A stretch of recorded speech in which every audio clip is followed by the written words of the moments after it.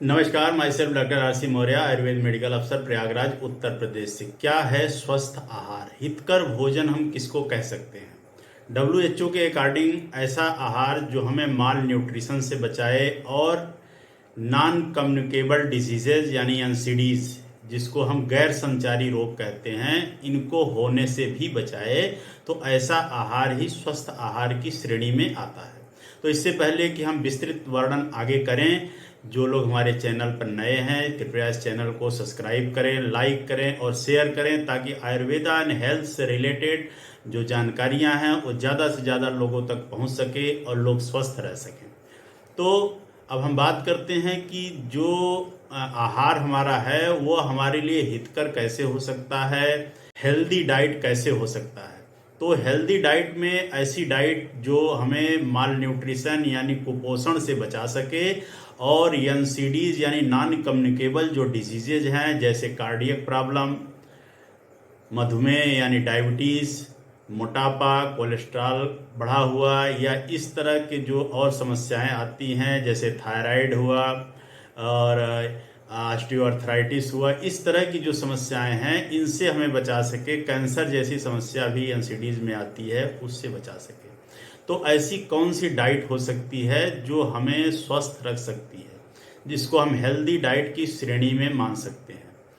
तो जो भी डाइट हम लेते हैं उसमें जो मुख्य चीज़ें होती हैं जिनकी हमें ज़रूरत होती है, उसमें क्या क्या ज़रूरत होती है, इस पर ध्यान दें। तो पहली बात है carbohydrate, fat, protein, minerals, vitamins और वाटर कंटेंट्स।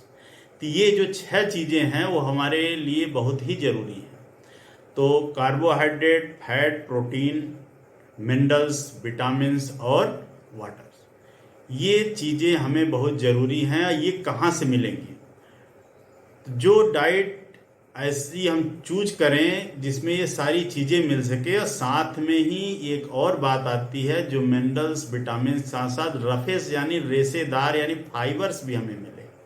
फाइबर्स भी हमारे स्वास्थ्य के लिए बहुत ही ज़रूरी होता है, क्योंकि पिछले वीडियो में हमने बताया था कि रेशेदार भोजन हमें क्यों ज़रूरी है। तो वो भी आपको डिस्क्रिप्शन में लिंक मिल जाएगा कि रेशेदार भोजन क्यों जरूरी होता है। तो ऐसे आहार जो प्लांट बेस्ड ओरिजिन के होते हैं, इसमें ये सारी चीज़ें सफिशिएंट अमाउंट में मिल जाती हैं। तो अगर हम ऐसी डाइट चूज करते हैं जो प्लांट बेस्ड है, तो उसमें ये चीज़ें मिलने की पॉसिबिलिटी बहुत रहती है। तो हरी पत्तेदार सब्जियां, फल, फ्रूट्स और नट्स में जैसे बादाम हुआ, अखरोट हुआ, मूंगफली हुआ, ये चीज़ें, सोयाबीन हुई। और दूसरी चीज़ जो और होती है वो है होल ग्रेन्स, यानी खड़ा या साबुत अनाज का हम सेवन किसी न किसी रूप में, चाहे दलिया के रूप में करें, चाहे भिगो कर उसके खाने का प्रयास करें। जैसे लोग चना, मूंगफली ये सब भिगो कर खाते हैं, तो वो भी एक अच्छी हैबिट है। कुछ लोग अंकुरित अनाज भी लेना पसंद करते हैं, स्प्राउट लेना पसंद करते हैं, वो भी एक अच्छी हैबिट है। कुछ लोग लइया, चना, भुना ये सब लेने का प्रयास करते हैं, तो उसमें भी हमें पर्याप्त मात्रा में चीज़ें मिल जाती हैं। तो इस तरह का डाइट हमारे हेल्दी डाइट की श्रेणी में आता है। कुछ ऐसी डाइट होती है जो कुछ सप्लीमेंट जो प्लांट बेस्ड डाइट में नहीं मिल पाता, तो एनिमल सोर्स का भी लोग सब्स्टिट्यूट के रूप में लेना पसंद करते हैं। तो अगर ऐसी आवश्यकता इफ़ एनी कंडीशन में आपको पड़ती है तो आप ले सकते हैं, लेकिन सफिशिएंट अमाउंट में आपको ये सारी चीज़ें, हेल्दी डाइट की जो ज़रूरत की चीज़ें हैं वो आपको प्लांट बेस्ड डाइट में निश्चित रूप से मिल जाते हैं। विटामिन डी वगैरह आपके लिए सनलाइट में पर्याप्त मात्रा मिल जाता है, मशरूम में मिल जाता है, इस तरह के जो हमारे फूड प्रोडक्ट्स हैं उसमें मिल जाते हैं।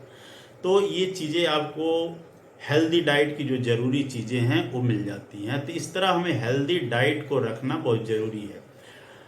नेक्स्ट स्टेप आता है कि हेल्दी डाइट के साथ साथ हेल्दी लाइफ स्टाइल भी होना चाहिए। हेल्दी लाइफ स्टाइल के लिए हमें क्या करना चाहिए?